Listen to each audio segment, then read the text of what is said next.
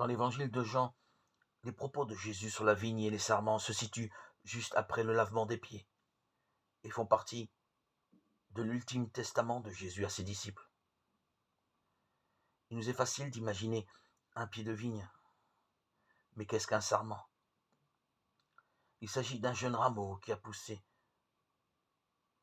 dans l'année partant du pied de vigne et portant la récolte.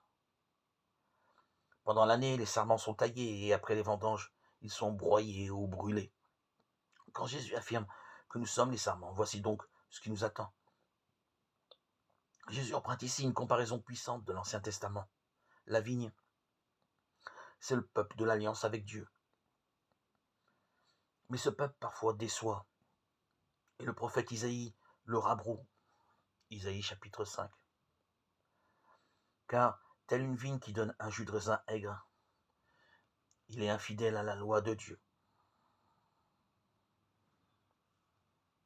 Dans la nouvelle alliance en Jésus, ne communions-nous pas au sang de l'alliance nouvelle et éternelle? La vigne qu'il personnifie ne peut que produire un fruit parfait. Cependant, même si cela est acquis par la nature divine de la vigne Jésus, la participation des sarments disciples reste nécessaire.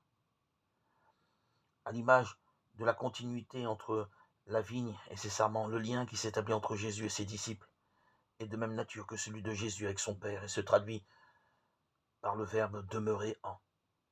Or, s'il nous est difficile de comprendre concrètement ce que peut recevoir cette inhabitation, Jésus l'explicite en l'appliquant à sa parole.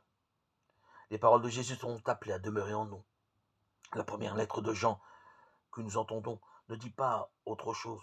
Celui qui garde les commandements du Seigneur demeure en lui. Demeure en lui. En chérissant la parole du Seigneur, qui est un commandement à aimer, toute fécondité est désormais possible, comme lorsque nous sommes attachés au cep. Le vin sera bon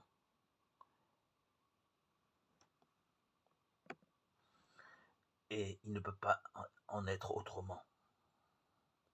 Dieu qui a envoyé son Fils pour nous sauver, pour faire de nous ses enfants d'adoption, nous regarde avec bonté. Il regarde ce qu'il aime parce que nous croyons au Christ. Il nous accorde la vraie liberté et la vie éternelle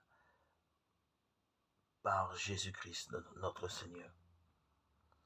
Jésus, tu es notre louange.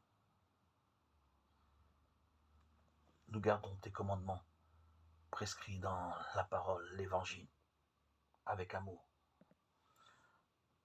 Dans ta bienveillance, dans cet amour, dans cette paix que tu nous as accordée. Tu nous as fait passer de ce qui est ancien à la vie nouvelle. Nous te louons, Seigneur, Dieu très bon.